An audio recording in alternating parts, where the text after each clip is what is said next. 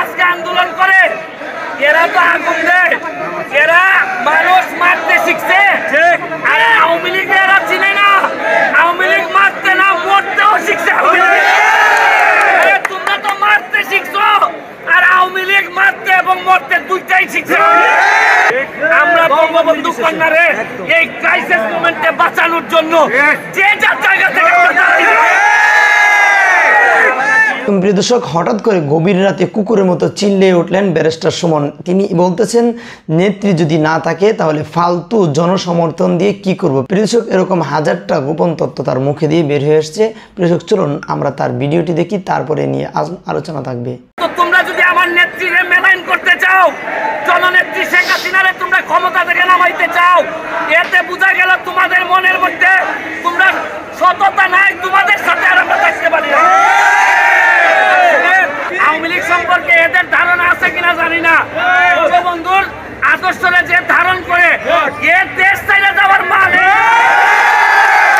সব আপাতত বন্ধ রেখে আমরা বঙ্গবন্ধু কন্যারে এই ক্রাইসিস মোমেন্টে বাঁচানোর জন্য যে যার জায়গা থেকে যারা আমাদেরই অনেকের সন্তান, যারা এই আমাদের সরকারের বিরুদ্ধে আন্দোলন করতেছে, এরা নিজেরাই জানে না যে এই সরকারের পতন ঘটায় এরা যে ওদেরকে বুঝাইতে হবে। এবং আপনারা সোশ্যাল মিডিয়াতে আপনারা দেখবেন প্রতিদিন সকালবেলা উঠে হঠাৎ করে বলে ওবায়দুল কাদের দেশ ছেড়ে ভাগছে, হঠাৎ করে বলে ব্যারিস্টার সুমন চলে গেছে, হঠাৎ করে বলে ব্যারিস্টার তাপস চলে গেছে। এইটা এদের প্রপাগান্ডা। শামীম ওসমান নাই, কালকে সারাদিন শামীম ওসমান পার্টি অফিসে। এরা চাইতেছে এইরকম গুজব করাইয়া এরা সরকার পতন ঘটাইতে চায়। আমার একটা বিশ্বাস, 2001 সাল থেকে আমি দেখছি আওয়ামী লীগরে, আওয়ামী লীগ যত চাপের মধ্যে পড়ে তত শক্তিশালী হয়ে। আওয়ামী লীগ সম্পর্কে এদের ধারণা আছে কিনা জানি না। বঙ্গবন্ধুর আদর্শরে যে ধারণ করে এর দেশ চাইলে যাওয়ার মানে এই দেশেই তো মৃত্যু হইব, মৃত্যু তো আগে পরে একদিন হইবই। আদর্শের কারণে মৃত্যু হইলে এই মৃত্যু সম্মানে দেব। আমি আপনাদেরকে বলবো, ধৈর্য ধরে থাকবেন। তবে দেয়ালে যদি পিঠ থেকে যায় আর আওয়ামী লীগ যদি দাঁড়াই যায়, আমি বলতে চাই, আমি যখন স্বতন্ত্র এমপি হয়েছি, আমি আওয়ামী লীগের সাথে নৌকার সাথে প্রতিদ্বন্দ্বিতা করে এমপি হয়েছি। আমারে এরা ভাবছে যে আমারে বলে এক সময় বলে যে আপনি প্রধানমন্ত্রী হয়ে যাবেন, প্রেসিডেন্ট হয়ে যাবেন, এসব বলে আমার লোভ দেখায়। কিন্তু এরা জানে না যে আমি স্বতন্ত্র এমপি হইলে আমার রক্তের মধ্যে বঙ্গবন্ধুর আদর্শ আছে। প্রধানমন্ত্রীর তার অমুক অমুকের লোভ বঙ্গবন্ধুরে কেউ দেখাইতে পারে না। আমি তার আদর্শের সৈনিক। আমারে বলছে যে স্বতন্ত্র এমপি হিসাবে আপনার বক্তব্য কি? আমি বলছি, তোমাদের দাবি যখন কোটা সংস্কার ছিল তখন 80% আওয়ামী লীগের তোমাদের পক্ষে ছিল।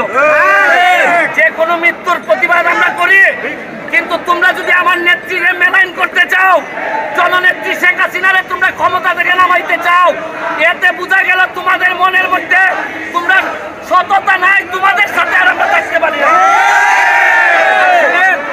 যারা আজকে আন্দোলন করে এরা তো আগুন দেয়, এরা মানুষ মারতে শিখছে।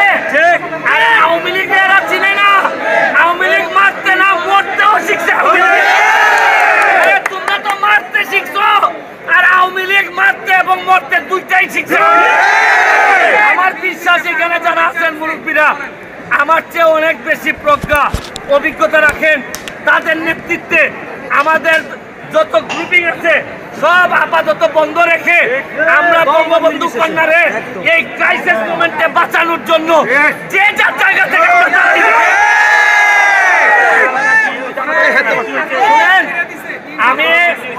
আমি এদেরকে জিজ্ঞেস করছি, তোমরা যে ক্ষমতা নিতে চাও শেখ হাসিনার কাছ থেকে, মিয়া কারা হবা? তোমরা এমপি মন্ত্রী কারা হবা? তাহলে একটা কাজ করো, তোমরা যারা সমন্বয়ক, তোমরা 100 জন না 150 জন, তোমরা এসব ক্ষমতা নিয়ে যাও। কিন্তু তোমরা তো আইসবা না, তোমরা তো এই যোগ্যতা নাই। তোমরা বড় সুন্দর করে জামাতের হাতে দিয়ে দিবা। তোমরা ক্ষমতা দিবা না, তোমরা মুক্তিযুদ্ধের আদর্শটা নিয়ে জমা দিয়ে আসবা। এদেরকে ব্রেইন ওয়াশ করছে, আমাদের লোকজনকে ব্রেইন ওয়াশ থেকে বাঁচাইতে হয়। এরা আমাদেরই সন্তান, এদের বিরুদ্ধে আমরা দাঁড়াইতে চাই না।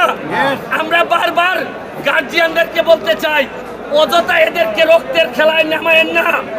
এরা এই জীবনের শুরুতেই ধ্বংস করা শিখে যাচ্ছে, এদেরকে দিয়ে প্রকৃত নাগরিক বানাইতে পারবেন না। আমি যত গার্ডিয়ান আছে তাদেরকে বলবো, এখনই এদেরকে আইন ভাঙার পথে নিয়ে যাবেন না। এরা আমাদের সন্তান, এরাই হবে ভবিষ্যৎ বাংলাদেশের সন্তান। আমি বলবো জামাত শিবিরের আর বিএনপির এই প্ররোচনায় পড়ে দেশটারে ধ্বংস করবেন না। এই দেশটা জননেত্রী শেখ হাসিনার হাতে প্রায় 30 বছর আগাই গেছে, আর এদের হাতে পড়লে আরো 50 বছর পিছাই যাবে। আমি আবারও ধৈর্য ধরে নেতৃত্বের আন্ডারে।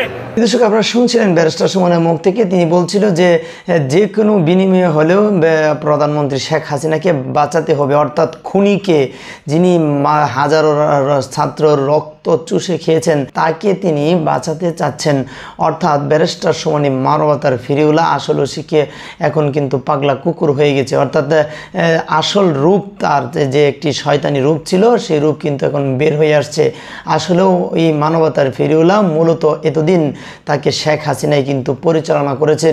অর্থাৎ তিনি যেন মানুষকে ভুলিয়ে বিলিয়ে শেখ হাসিনার দলে নিয়ে আসতে পারে, অর্থাৎ এমনভাবে তাকে পরিচালিত করেছে যাতে মানুষ, সাধারণ জনগণ তাকে না চিনে। কিন্তু আমরা আগেই চিনেছিলাম তার এই যে ভিতরে একটা জঘন্য রূপ রয়েছে। আমার অনেক ভিডিওতে আপনি দেখেছেন, আমি তার সম্পর্কে সত্যটা তুলে ধরার অনেক সময় চেষ্টা করেছি। প্রিয় দর্শক, সেটি কিন্তু এখন উন্মুক্ত হয়ে গেছে। প্রিয় দর্শক, আপনারা দেখছিলেন এতক্ষণ।